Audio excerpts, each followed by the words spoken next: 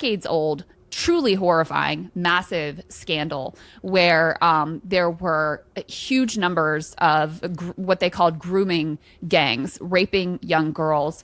And for a combination of a lot of social factors, but one of them being most of the men who were involved in these grooming gangs who were raping these young girls, most of them were of Pakistani origin. And there was this sense of like, oh, we have to be culturally sensitive, which of course the right seized on. And there was also a sense from police of like, oh, well, these girls, they're really sort of asking for it. You know, they didn't see them so much as victims, which was another piece of this. In any case, this is a decades old story. Keir Starmer was tangentially involved in the story at the time. And so that's the big thing that they're using right now as the cudgel against him. So Ryan, your thoughts on kind of this overall story and what Musk is up to here? So you're right. There are a couple things going on here. One is that this was a horrific scandal. It's also one that was investigated, pretty seriously over the last couple of decades. In 2014, Alexis J. Produced a report that shocked the world. It made mainstream news across the globe, including I think there were like half a dozen or a dozen stories in the New York Times about this scandal. That led to additional calls for inquiries, which Alexis J. also led, and others led. There was a national report that she put out in 2022 that laid out a bunch of recommendations in order to make it so you would have practices in place that would protect victims, that wouldn't allow them to be overlooked, that wouldn't allow these cultural concerns to get in the way of breaking up these gangs. She has said what she is frustrated about is that the conservative government that was in place at the time, has not implemented those fast enough. But the other thing that's going on that I think on a kind of meta level is even more interesting is that, throughout the first Trump administration, you had resistance liberals. Every time something kind of new came up, they thought it was a distraction from the thing that they ought to be paying attention to. Remember all that discourse during the first Trump term? It's a distraction, stay focused.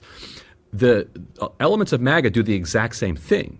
If you remember, over the last 4 years, you would even have major storms described as psyops. Now, this is a psyop. They don't want you focusing on, the real thing, whatever it's Hunter Biden's laptop or whatever. Hunter Biden's laptop or whatever. They want you focusing on this hurricane or on this other event. Like actual news events that were occurring were being described as psyops to distract the public. This one literally is that. It is a concerted effort to manufacture a news event where there really isn't one. Should the recommendations of the Jay report from 2022 be implemented by the Labor government now that the conservative government didn't implement them? Yes, sure, they should. Yeah. But the idea that all of a sudden there should be this global attention focused on this is very suspicious. Like, why all of a sudden do they want to talk about this? And your point, I think, is the obvious one. There was this gigantic H-1B civil war going on, which was bloodying up the MAGA coalition and not going particularly well for Musk, even though he was, he had the power to win it. Right. It was kind of ripping the coalition apart. Right. First, you get this kind of Adrian Dittman nonsense for like a day or so, and then it goes over to here. People in South Asia who are watching this are like, this sounds like something that India got, asked Elon to kind of gin up because it's all about Pakistanis in the UK. Maybe he got the idea from them. Who knows? But somehow somebody had the idea of like, what we need to really talk about is these gang raping Pakistanis in the UK to get the band back together, get everybody agreeing after we had this difficult debate over H-1B. And to me it's an incredible example of, and here we are talking about it. Right. Like on our show. Well, because he's which consequential. isn't even Twitter. Yeah. Right. Because listen, exactly. When the richest man in the world gets involved, the UK right now is debating, they have better limits on money in politics than we do. But they're debating putting additional caps on contributions to deal specifically with Elon Musk and to avoid, having the same fate befall them as to learn some of the lessons of what we're seeing here. Musk put in $250 million to Trump's campaign and now has tremendous power.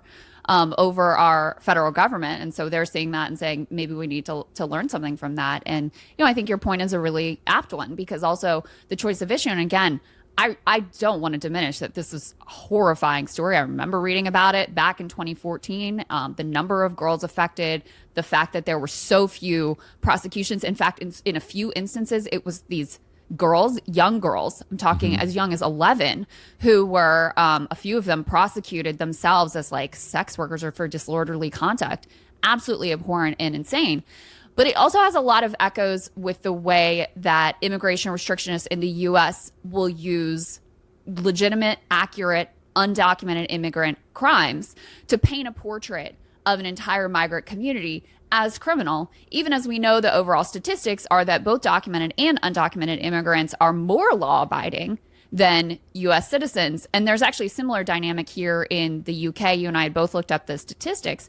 You actually have white Britons who are more overrepresented in terms of prosecutions for child sex abuse than Asians or South Asians. So it's also an attempt to paint a deceptive story that this is the source of all child sex abuse, to paint an entire community in this way. And for him to get back in good of like, see, I do actually hate immigrants, and this whole H-1B thing, like, let's just put that to the side. I also have antipathy towards brown migrants that come into countries.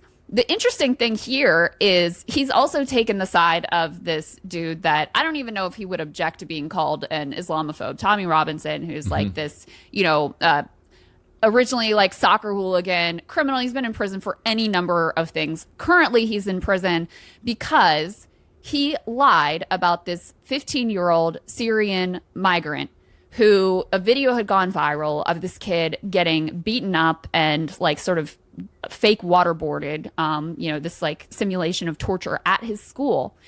And Robinson jumps in to say, oh, well, this kid isn't so innocent, and to try to link him to these sort of grooming and sexual assault allegations. Totally unfounded, completely libelous, found to be so, required by the courts to stop doing it. And keeping in mind, the UK does not have free speech protections in the same way that we would, but I think even here, this would have been potentially a legal issue. He continues, puts on a film, reiterating the same libelous claims, and the court issues an injunction. He actually, admits to being in contempt of court. That's what he gets thrown in prison for. So Musk has also taken up the cause of this guy, Tommy Robinson. Here's, one of the things that he posted. Why is Tommy Robinson in solitary confinement prison, which he is, by the way? He's isolated for reportedly his own safety, for telling the truth. He should be freed, and those who covered up this travesty should take his place in that cell. I mean, every part of that is just basically like false and fictional. But part of what's interesting here is Nigel Farage, the head of the like right-wing Reform Party, and Musk is now backing the Reform Party. Farage has long distanced himself and condemned Tommy Robinson. Like, this is too far even for him. And so that's now created this other rift between Musk and Farage. And Musk is now coming out and saying, I don't know if Nigel Farage, effectively because he's not on board with Tommy Robinson, this like thug anti-Muslim hooligan, I don't know that he's the right leader for reform. So he's jumped in with that one as well.